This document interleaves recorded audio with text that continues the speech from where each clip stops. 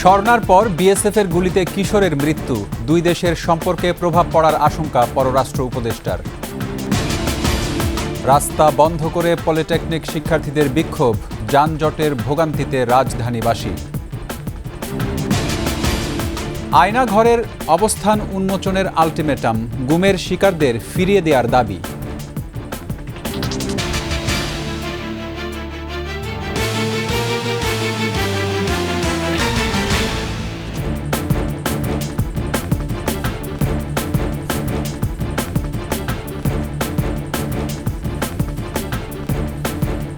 শুনছিলেন first security ইসলামী bank PLC সংবাদ শিরোনাম। আমন্ত্রণ ২১-এর সংবাদের সাথে আছি রক্তিম ত্রিপুরা। দর্শক, ২১ টেলিভিশনের সংবাদ একই সাথে সরাসরি দেখতে পাবেন আমাদের ফেসবুক পেজ www.facebook.com/2124 অনলাইনে। এছাড়া সাবস্ক্রাইব করতে পারেন www.youtube.com/21 চ্যানেলে। সীমান্তে বেড়েই চলছে লাশের মিছিল। এক সপ্তাহের ব্যবধানে ভারতীয় সীমান্তরক্ষী বাহিনীর হাতে প্রাণ গেল বাংলাদেশি আরেক কিশোরের। ঠাকুরগাঁওয়ের বালিয়াডাঙ্গি উপজেলার ধনতলা ইউনিয়নের কান্তিভিটা সীমান্ত এলাকায় বিএসএফের গুলিতে নিহত হয় জয়ন্ত কুমার সিংহ। গতরাতে ধনতলায় সীমান্তের ৩৯৩ নম্বর পিলারের পাশে এ হতাহতের ঘটনা ঘটে। এ সময় আহত দুজন রংপুরের একটি ক্লিনিকে চিকিৎসাধীন বলে জানা গেছে। এর আগে গত ১ সেপ্টেম্বর মৌলভীবাজারের কুলাউড়া উপজেলার লালারচক সীমান্তে বিএসএফের গুলিতে মারা যায় কিশোরী স্বর্ণা রানী দাস।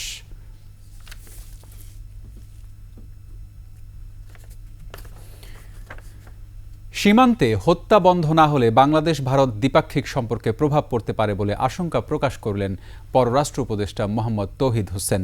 পররাষ্ট্র মন্ত্রণালয়ে ব্রিফিংয়ে সাংবাদিকদের প্রশ্নের জবাবে উপদেষ্টা আরও বলেন, এই মুহূর্তে রোহিঙ্গা প্রত্যাবাসন সম্ভব নয়। এছাড়া রাষ্ট্রপতির দ্বৈত নাগরিকত্বের গুঞ্জনটি খুবই স্পর্শকাতর বিষয় বলে মন্তব্য করেন পররাষ্ট্র উপদেষ্টা। বিস্তারিত জানাচ্ছেন সুমাইয়া খান। সামাজিক যোগাযোগ মাধ্যমে রাষ্ট্রপতি মোহাম্মদ শাহাবুদ্দিনের দ্বৈত নাগরিকত্ব নিয়ে চলছে জোর আলোচনা। মালয়েশিয়ায় তার সেকেন্ড হোম আছে বলে চলছে গুঞ্জন। এই গুঞ্জন নিয়ে সোমবার মন্ত্রণালয় ব্রিফিংয়ে কথা বলেন পররাষ্ট্র উপদেষ্টা তৌহিদ হোসেন। এটা রাষ্ট্রপতির বিষয়, খুবই সেন্সিটিভ। এটা যথাযথ কর্তৃপক্ষ এটা দেখুক। ফরেন মিনিস্ট্রি যদি ইনভলভ হয় শেষ পর্যায়ে গিয়ে হবে, তখন দেখা যাবে। সীমান্তে হত্যা ও বাংলাদেশ ভারত সম্পর্ক নিয়েও কথা বলেন তিনি। বর্ডার কিলিং যেটা, সেটা অবশ্যই দুই দেশের ভালো সম্পর্ক সৃষ্টির ক্ষেত্রে একটা অন্তরায়। কারণ সব ভালো সম্পর্ক তো শুধু দুই দেশের সরকারের বিষয় না, মানুষের বিষয়। একটি মানুষ যখন বর্ডারে গুলি খেয়ে মারা যায়, সারা দেশের মানুষের মধ্যে একটা রিপারকাশন হয়, এবং সেটা একটা নেগেটিভ রিপারকাশন, যেটা আমরা চাই না। রোহিঙ্গা সমস্যা সহ আরও নানা বিষয় উঠে আসে ব্রিফিংয়ে। এই মুহূর্তে রোহিঙ্গা প্রত্যাবাসন সম্ভব না। এটা এক ধরনের স্টেবিলিটি, সেটা যে স্টেবিলিটি হোক, এমনকি যদি আরাকান আর্মিও ওখানে গেড়ে বসতে পারে শক্তভাবে, তাদের কোনো চ্যালেঞ্জ নাই, যদি এরকম সিচুয়েশন দাঁড়ায়, যদি তখন হয়তো একটা স্টেবিলিটি আসলে তখন সম্ভব হতে পারে। সমস্যা সমাধানে আন্তর্জাতিক সম্প্রদায় সবসময় আন্তরিক বলেও মন্তব্য করেন তৌহিদ হোসেন। যে আমরা চাই সেটা সার্বভৌম সমতার দিকে। সুমাইয়া খান, ২১ টেলিভিশন, ঢাকা। রাজধানীর তেজগাঁও শিল্পাঞ্চল এলাকার ৭ রাস্তা অবরোধ করে বিক্ষোভ করেছেন পলিটেকনিকের শিক্ষার্থীরা। ৬ দফা দাবিতে সকাল ১০টার পর কারিগরি ছাত্র আন্দোলন ব্যানারে বিক্ষোভ শুরু করেন তারা। এতে রাজধানীর অধিকাংশ এলাকায় তীব্র যানজট ছড়িয়ে পড়ে, দুর্ভোগে পড়েন অনেকে। মাহতাব মিনহাজের প্রতিবেদন। ৬ দফা দাবিতে রাজধানীর ৭ রাস্তা মোড় অবরোধ করে পলিটেকনিক ইনস্টিটিউটের শিক্ষার্থীরা। তাদের দাবির মধ্যে রয়েছে ডিপ্লোমা ইঞ্জিনিয়ারিং কোর্স ৪ বছর মেয়াদি করা, ২০২১ সালের বিতর্কিত নিয়োগপ্রাপ্ত ক্রাফট ইনস্ট্রাক্টরদের অপসারণ সহ কারিগরি সেক্টরে সকল শূন্য পদে জনবল নিয়োগ।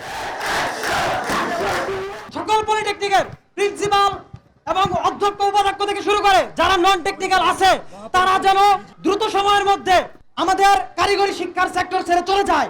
ডিপ্লোমা ইন ইঞ্জিনিয়ারিং ছাত্রছাত্রীদের জন্য প্রস্তাবিত 4টি ইঞ্জিনিয়ারিং কলেজ, সেই 4টি ইঞ্জিনিয়ারিং কলেজ শতভাগ সিট নিশ্চিত করতে হবে। এতে মগবাজার, মহাখালী, খামারবাড়ি, ফার্মগেট, শাহবাগ, কারওয়ান বাজার সড়কে তীব্র যানজটের সৃষ্টি হয়। ভোগান্তিতে পড়েন রোগীসহ পথচারীরা। আমার পা ভেঙে গেছে, এরকম যদি আপনারা আন্দোলন করেন তাহলে আমাদের কষ্ট হবে। আমি রিকোয়েস্ট করলাম যে আমাদের অন্তপক্ষে ছেড়ে দেন, আস্তে আস্তে কিছু লোক যারা ছোট ছোট যানবাহন নিয়ে যায় এদেরকে ছেড়ে দেন, তেনারা দেবে না। এই যে আমাদের রুগী, আমরা এখন যাইতে পারতেছি না, রুগী নিয়ে হাসপাতাল থেকে বাইরে। মাহতাব মিনহাজ, 21 টেলিভিশন, ঢাকা। গুম হওয়া স্বজনদের অনতিবিলম্বে ফিরে পেতে চান পরিবারের সদস্যরা। একই সঙ্গে 48 ঘন্টার মধ্যে সকল আয়নাঘরের অবস্থান উন্মোচন সহ সাথে জড়িতদের শাস্তির আওতায় আনারও জোর দাবি তাদের। রাজধানীতে ক্রাইম রিপোর্টার্স অ্যাসোসিয়েশন মিলনায়তনে বাংলাদেশ ঘুম পরিবার আয়োজিত সংবাদ সম্মেলনে স্বজনহারাদের কণ্ঠে উঠে আসে এসব দাবি। বিস্তারিত তরিকুল ইসলামের রিপোর্টে। আমাকে ছেড়ে দাও, আমাকে ছেড়ে দাও, কিন্তু সেই নরপশুরা একটু তাদের মন কাঁদে নাই। প্রিয়জনের সন্ধানে জড়ো হওয়া মানুষের কান্নায় এভাবেই ভারী হয়ে ওঠে বাংলাদেশের গুম পরিবারের সংবাদ সম্মেলন মঞ্চ। সাদা পোশাকধারী কিছু লোক আইন শৃঙ্খলা বাহিনীর পরিচয় আব্বুকে নিয়েছিল। আমার উপস্থিতি আমার ছেলেকে র‍্যাব 10 পরিচয় দিয়ে নিয়ে যায়। গুম হয়ে যাওয়া মানুষগুলোকে ফিরে পাওয়ার আকুতির পাশাপাশি জোর দাবি উচ্চারিত হয় তাদের কণ্ঠে। আমরা কোনো সুষ্ঠু বিচার পাইনি।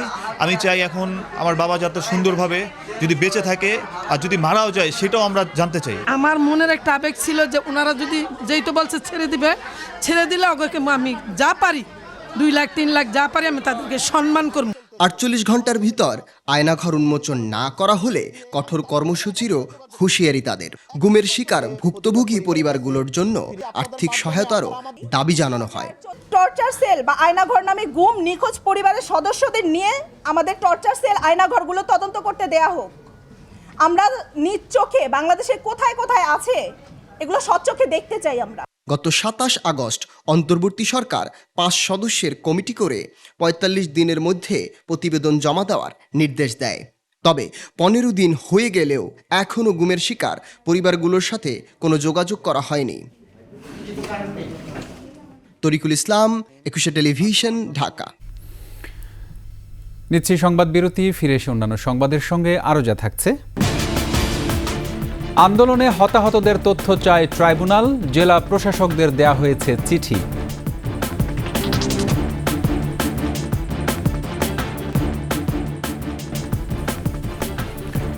আবারও আমন্ত্রণ 21 সংবাদে।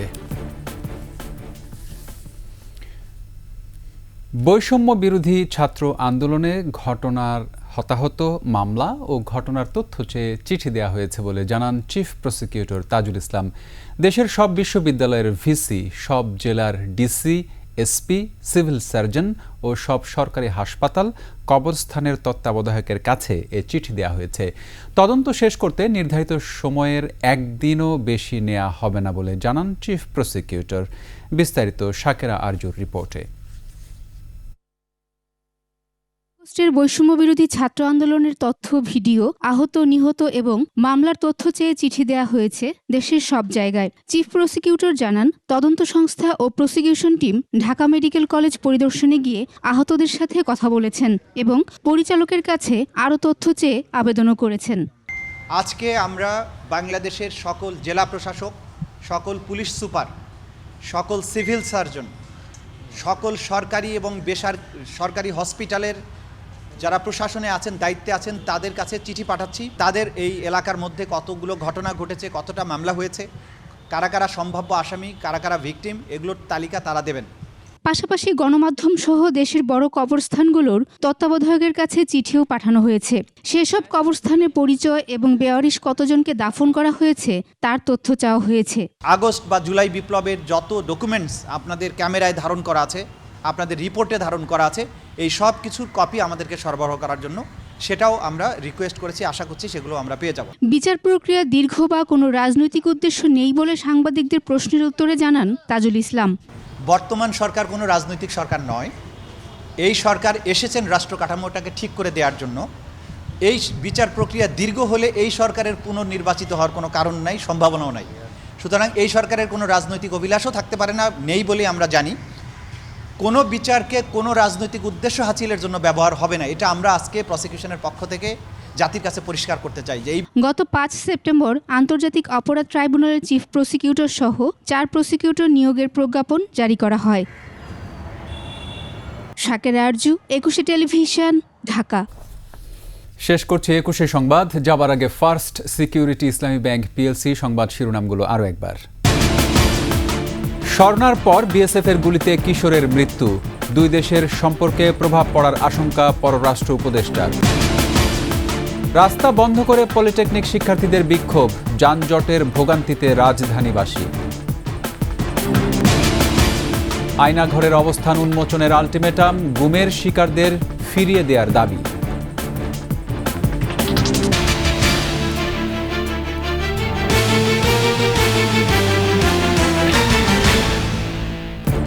সর্বশেষ সংবাদ জানতে ডায়াল করুন 2021 নম্বরে আর ভিজিট করুন ekushe-tv.com ওয়েবসাইটে। ফেসবুকে ভিজিট করতে পারেন www.facebook.com/ekushe24 অনলাইনে। এছাড়া সাবস্ক্রাইব করতে পারেন www.youtube.com/ekushe ETV চ্যানেলে। এতক্ষণ সঙ্গে থাকার জন্য ধন্যবাদ। পরবর্তী সংবাদ রাত 10টা 55 মিনিটে দেখার আমন্ত্রণ রইল। একুশের সাথেই থাকুন।